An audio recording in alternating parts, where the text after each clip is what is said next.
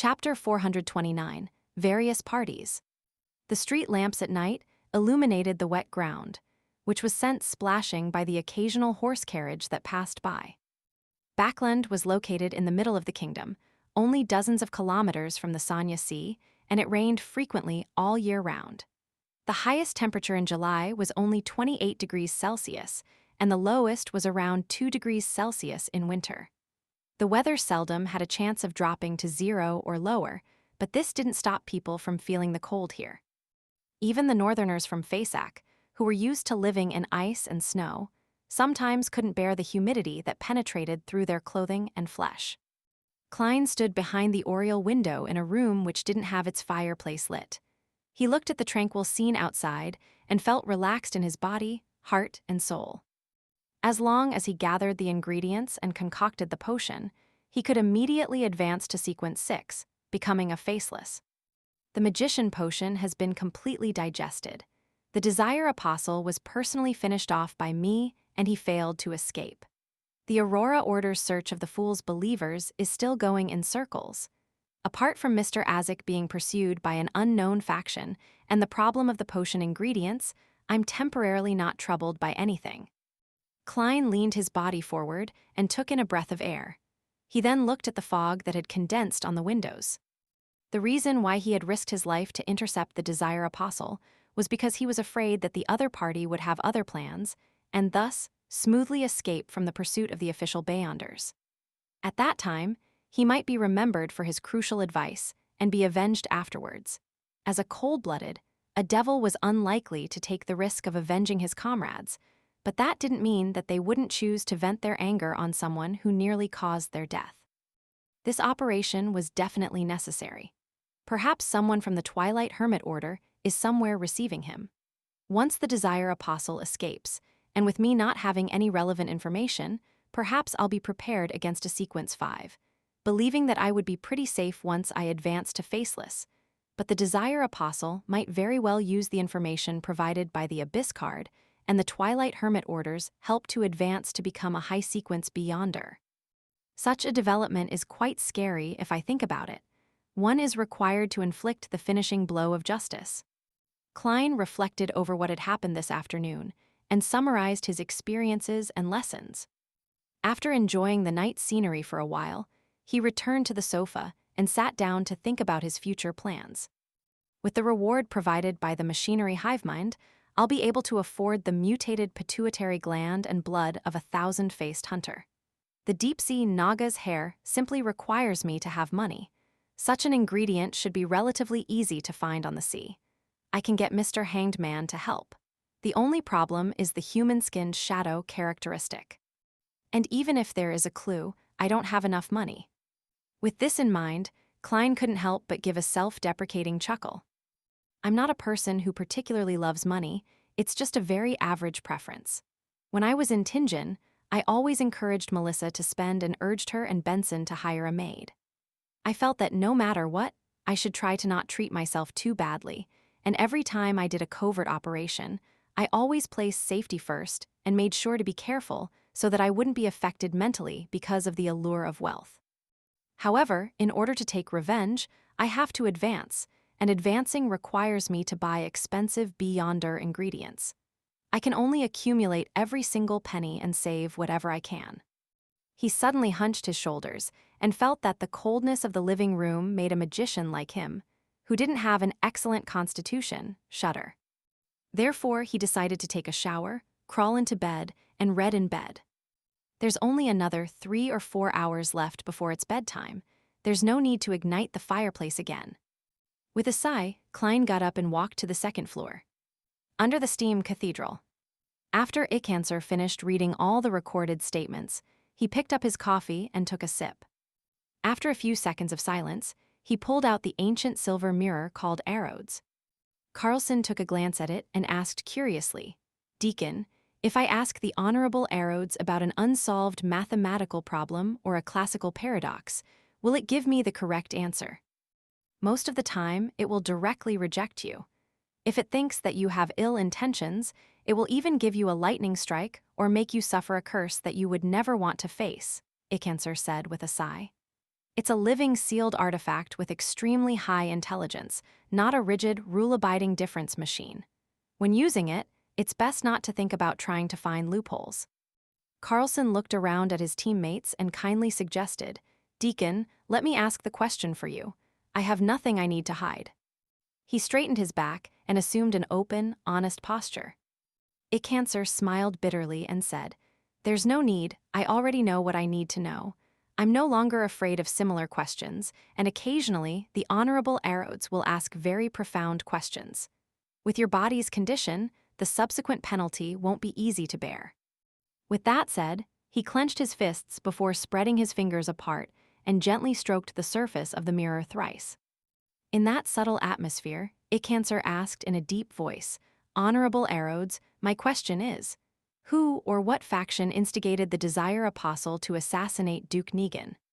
The silver mirror didn't show any changes for a while. Only after a long time did the surface produce an aqueous light, forming a scene that looked like an oil painting.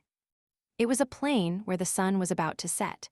The vast field was covered in a faint golden afterglow. "What does that mean?" Carlson and the other members of the machinery hivemind looked at each other, unable to understand. Even though one of them was a Beyonder who had advanced from mystery prior and was no stranger at reading revelations. Twilight, the symbol of the end of life, a sect that believes in death, or lunatics that believe in the apocalypse, a mystery prior said after some deliberation. Carlson nodded in agreement. "I think it's the latter." Ickanser ignored their discussion because Arodes's question had already appeared. "What color of underwear do you like best?" Ickanser's face suddenly flushed red, and he felt as if smoke was rising from the top of his head. With great difficulty, he spat out a word, "Red." The room suddenly became unusually quiet, and Carlson and the others pretended to look towards a corner. Ickanser sat down wearily and scratched his fluffy hair, ready to ask the second question. Carlson couldn't bear it as he said, "Deacon, let me try." "Try not to reach the punishment phase." Ickanser finally nodded in agreement. Carlson confidently mimicked the deacon's actions, gently stroking the surface of the silver mirror 3 times while the other members gathered again. "Honorable Arodes, my question is, who are the accomplices of the Desire Apostle?" The aqueous light stirred as the scene changed. It first presented a woman's back, one with an outstanding figure. Then there was a person who was extremely blurry and could barely be identified as a man based on his attire. There is indeed another partner. This should be the person who sold the intelligence on Duke Negan. It's a pity that the other party has already dealt with it. Carlson looked around and said.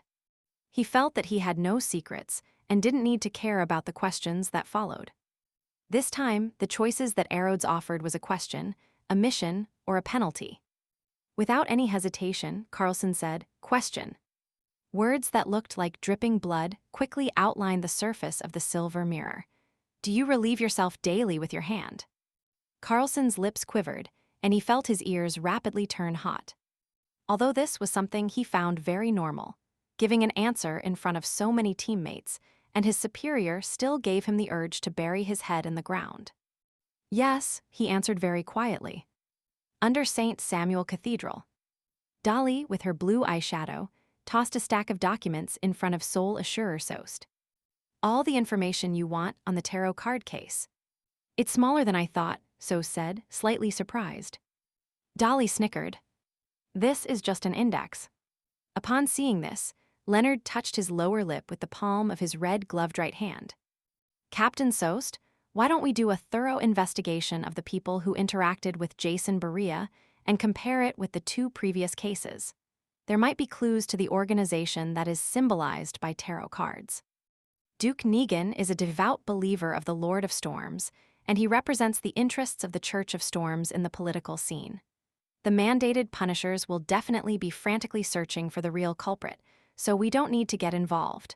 Otherwise, we'll easily be put at odds with them. Let's investigate the cases involving the tarot cards, and who knows, we might find new clues. Of course, we'll definitely end up running all over the place, but that's part and parcel of a red glove's duties, Sost explained with a smile. Leonard nodded. "I understand." And deep in his mind, the elderly voice tusked and laughed. The Nighthawks have missed it just like that. That person has the smell of the Black Emperor, the true Black Emperor. Inside the Holy Wind Cathedral. Wearing a black bonnet, Spellsinger of God, Ace Snake, swept his silver eyes and picked a mandated Punisher elite. Although I'm about to leave Backland, this is the decision of the Council of Cardinals. You only have one mission after this, and that is to investigate the assassination of Duke Negan. After applying, all of you have the right to use a Grade 1 sealed artifact. You must find out who is targeting us. Standing at the very front, a middle-aged man wearing a modified captain's hat immediately led the group. He clenched his fist and lightly tapped his chest. "As you command, Your Eminence." He was lean and had no particularly outstanding features, but there was an anchor tattoo on his neck. In Empressboro, the opulent villa of Earl Hall. Audrey looked at Susie, who had opened the door herself, and said in a low voice, "What's Father and the others talking about?" When she found out that Earl Hall had returned late and that his expression was unusually grave, she immediately sent Susie in to listen. Duke Negan was assassinated. Susie closed the door behind her with her feet. Ah, Audrey froze, suspecting that she had misheard. Although she had already experienced an assassination attempt on Duke Negan, she had never thought that this powerful noble would actually die. "It's true," Susie gave an affirmative answer. Audrey instantly felt a little blank, finding it a little surreal. How could such a powerful noble, a person of flesh and blood, capable of speaking and laughing, the Duke who had given her a piece of land, die just like that? Suddenly, she felt the cruelty and coldness of the adult world. "Who did it?" Audrey asked subconsciously. "A Sequence 5 devil," Susie answered quickly, "but he has already been silenced by the so-called hero bandit Black Emperor." Ah, Audrey was stunned once again. How could it be the hero bandit Black Emperor? How could it be Mr. Fool's Blessed? He helped me resolve the problem of Duke Negan's previous assassination. This is a complete contradiction. Audrey immediately told Susie to eavesdrop again while she locked the door behind her and sat at the edge of her bed, praying to Mr. Fool.